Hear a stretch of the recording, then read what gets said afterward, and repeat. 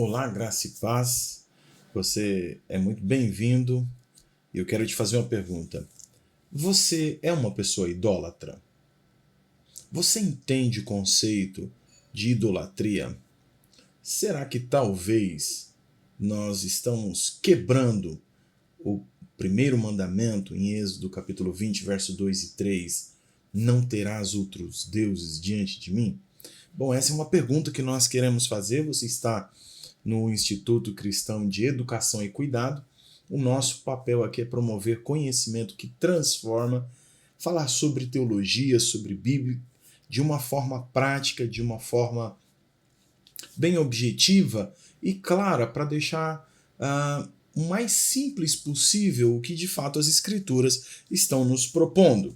Eu sou o professor Roberto. Se você não é inscrito, se inscreva no canal, comente, compartilhe, deixe aí a sua opinião.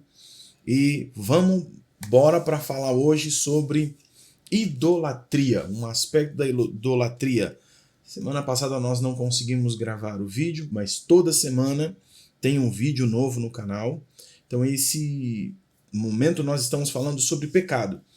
E eu queria pensar com você nesse aspecto da idolatria, né? Ídolos que nós vamos construindo.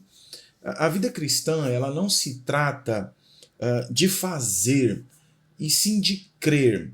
Crer no Evangelho, crer em Cristo Jesus e compreender corretamente as Escrituras Sagradas é fundamental para a nossa santificação. Mas na maioria das vezes nós somos fazedores por natureza. Gostamos de encarar um novo projeto, ouvir uma nova palavra de Deus, um novo desafio, próximo evento, alguma coisa que a gente vai fazer para Deus. Assim, nossa busca por maturidade, muitas vezes, ela produz bastante esforço, ocupação, a agenda lotada, correria, mas de fato pouca mudança duradoura, profunda e bíblica. E por que é que isso acontece? Porque os nossos pecados, eles são vistos, na maioria das vezes, de forma superficial. São apenas os sintomas de um problema mais profundo. E debaixo de todo pecado existe um ídolo do nosso coração, um falso Deus que ofusca os nossos olhos ao olhar para o Deus verdadeiro em nossos pensamentos, em nossas afeições, na nossa crença. E Martinho Lutero, ele disse que de alguma forma todo pecado é a quebra do primeiro mandamento: não terás outro Deus diante de mim. Lutero escreveu que lá no fundo é sempre uma questão de idolatria. Quando ele diz que todo pecado é uma quebra desse primeiro mandamento, ele está dizendo exatamente sobre idolatria, que não tem essa formatação de se prostrar diante de uma estátua, diante de uma outra divindade, de ir a um culto que nós consideramos de uma outra religião. O que Lutero está dizendo é que existe uma forma de idolatria que ela é tão presente no nosso dia a dia e que nós não notamos, porque na superficialidade não se percebe.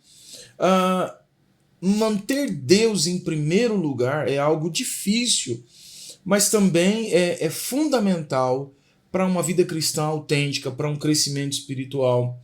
Então, a chave para uma transformação profunda, verdadeira, sincera, ela passa por essa reflexão. Eu preciso me arrepender, de fato, do pecado que está por trás do pecado. Roberto, agora confundiu. Esse pecado que nós somos conscientes e estamos olhando na nossa vida, ele é apenas a máscara de um pecado mais profundo. Então, eu preciso identificar o pecado por trás do pecado. Ou seja, a idolatria, ela profundamente enraizada, e a incredulidade que motivam outros pecados mais visíveis. Roberto, como é que eu faço para descobrir se eu sou um idólatra? Se eu estou quebrando o primeiro mandamento? Uma forma de identificar quais são esses ídolos particulares que nós vamos trazendo para o nosso coração é perguntar para nós mesmos: o que eu amo de fato? Em que eu confio e pauto a minha vida? Do que eu tenho medo? Por exemplo, se eu tiver medo de ficar solteiro, estar em um relacionamento, provavelmente é meu ídolo. Por isso eu comprometo me salvar do inferno da solteirice. Se eu confio que ter o suficiente para o meu sustento é o que faz eu gastar a minha vida, gastar o meu tempo, é o que me deixa com medo, provavelmente a estabilidade é o meu ídolo, porque ela me promete que eu nunca terei falta de nada. Então não é Deus o provedor, é a minha estabilidade. E eu vou me comprometer com isso. Se eu amo, um outro exemplo, se eu amo a ordem, a estrutura, ter as coisas todas no devido lugar, ter todas as informações necessárias, o controle provavelmente é o meu ídolo. Então, estando no comando, eu posso garantir que as coisas estarão bem. E quando eu perco esse controle, eu então não confio, eu entro em desespero, eu fico angustiado, eu tenho medo. Tudo isso é uma forma de idolatria. Essa reflexão sobre o pecado por trás do nosso pecado mostra por que o evangelho ele é essencial para uma verdadeira transformação do coração. Então, só é possível se arrepender dos pecados que estão enraizados quando eu entendo o que é que está por trás. E aí eu queria pensar aqui algumas idolatrias que nós carregamos. Depois de refletir sobre isso, eu fiquei me perguntando esses dias aí, alguns dias atrás, o que Deus tem, qual é a palavra nova do Senhor, qual a nova direção. E eu acho que, não sei se você já passou por isso também, de estar aguardando Deus falar algo novo, Deus fazer algo novo. E tudo isso me levou a essa reflexão sobre toda essa movimentação atrás de algo novo, atrás de uma nova palavra, um novo projeto, como se aquilo que Deus já tivesse dito não fosse suficiente, como se aquilo que ele já tivesse feito e está fazendo não trouxesse mais contentamento. E aí eu me peguei percebendo uma vida inquieta, agitada, sempre correndo atrás de algo novo. E no final, a reflexão que eu faço é que se Deus não é suficiente para gerar a estabilidade, a paz, o amor, a devoção, a piedade, se o sacrifício de Cristo não me garante uma tranquilidade de paz, de espírito com relação ao futuro, se a fé na palavra de Deus não é suficiente para me convidar a descansar em Deus, nas suas promessas, na sua fidelidade, no seu caráter, então eu estou servindo a Deus, mas tem ídolos no meu coração que eu preciso sondar. E como eu brinco, né, com os alunos, eu abro o confessionário. E às vezes nós estamos buscando coisas para suprir, porque Deus, Cristo, Espírito e a palavra não são suficientes. Então, quando nós pensamos em alguns ídolos do coração, nós podemos imaginar aqui, como eu citei o exemplo, a estabilidade financeira, o estar casado, o ter o controle das coisas. Eu, particularmente, não consigo imaginar como alguém pode imaginar ter controle das coisas. Nós estamos vivendo aí essa questão em Israel, de novo uma outra guerra, uma outra ofensiva. E tudo isso gera uma instabilidade em todos. Como que alguém pode achar que tem o domínio, o controle, tem condições de lidar com a vida nos seus mínimos detalhes, com informações, com a certeza de que estando eu, Roberto, ou você no comando, as coisas vão dar certo? Isso não é uma verdade, isso é uma falácia. Então, eu me peguei pensando nisso, e aí eu queria citar aqui apenas alguns ídolos para nós pensarmos sobre o ídolo da aprovação. Quando eu quero que as pessoas com quem eu me relaciono, elas validem, elas me aprovem, elas tenham de alguma forma estima ou me tragam algum tipo de reconhecimento, isso é um problema, porque nós não temos em Deus a nossa identidade firmada.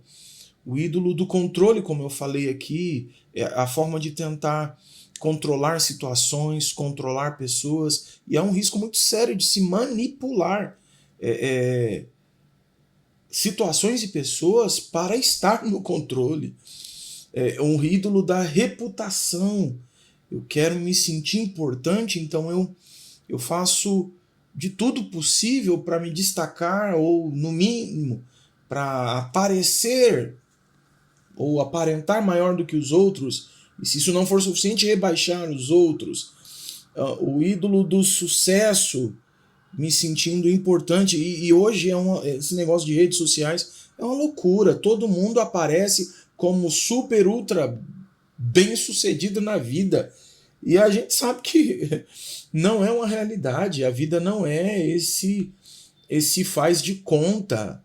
Nós temos dias bons, dias ruins, temos altos e baixos, dias de sol, temos dias nublados. Hoje fez um sol aqui, mas tivemos dias de garoa, de frio, tem dias de tempestade. Mas essa aparência, vender essa imagem de sucesso, de conquista, isso é uma mentira. Isso é ídolo do coração. É a necessidade de sentir alguma coisa. O ídolo da segurança. Na verdade, é uma tentativa de silenciar a insegurança que vive. É disfarçar o medo. E isso, por si só, é mentira. Pecado. O ídolo do prazer.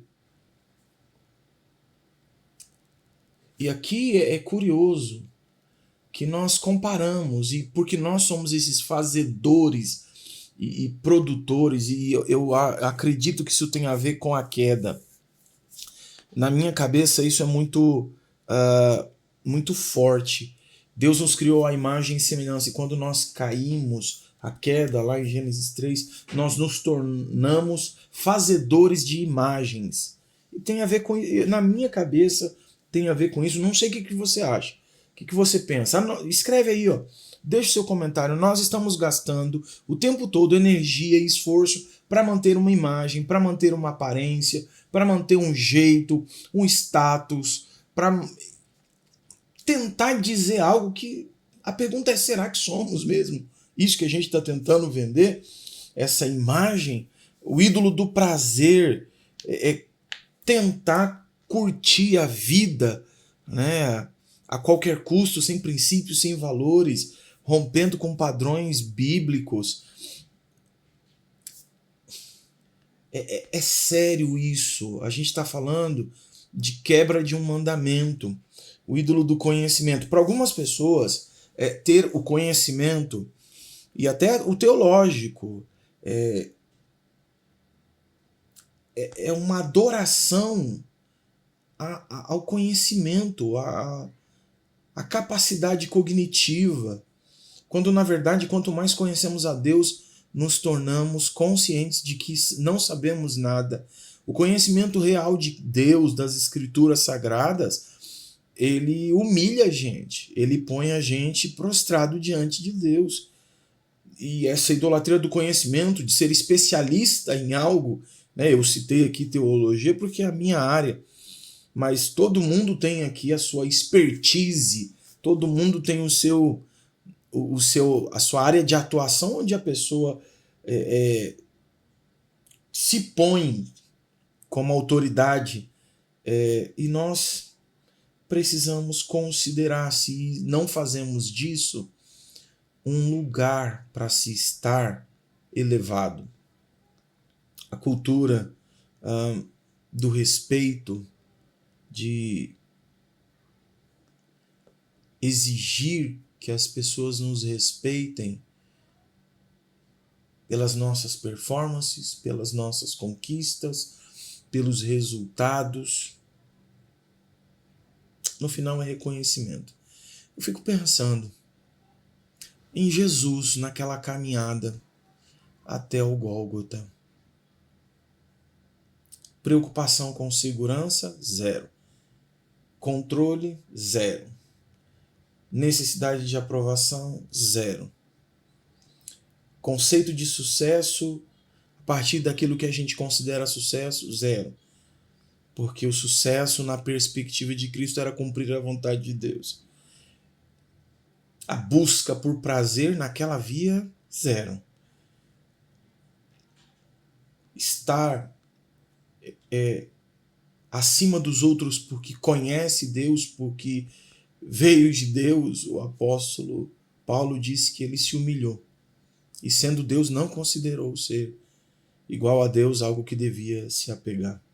Então eu olho para a cruz de Cristo e eu vejo ali o lugar onde se pregam todas, e tem que ficar pregado mesmo na cruz, todos esses ídolos que concorrem, e nós, no nosso coração, nem sempre percebemos o pecado por trás dos nossos pecados.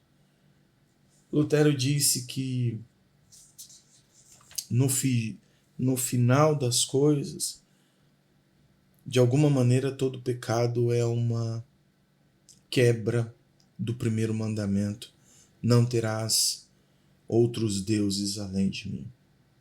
O que eu venho me perguntando e perguntando para Deus é: Senhor, torna claro a minha mente, ilumina minha compreensão, porque eu preciso te servir em integridade e inteireza de coração. A pergunta para identificar é aquela: o que eu amo de tal forma a comprometer o meu tempo, a minha vida, a minha saúde? Em que eu confio, o que eu tenho medo de perder? O que mais toma meu coração, minhas afeições? Eu sinto te informar. Se não for Deus a resposta para todas essas perguntas, somos idólatras. Carregamos ídolos no coração. Eu desejo e oro para que o Senhor nos ajude a compreender.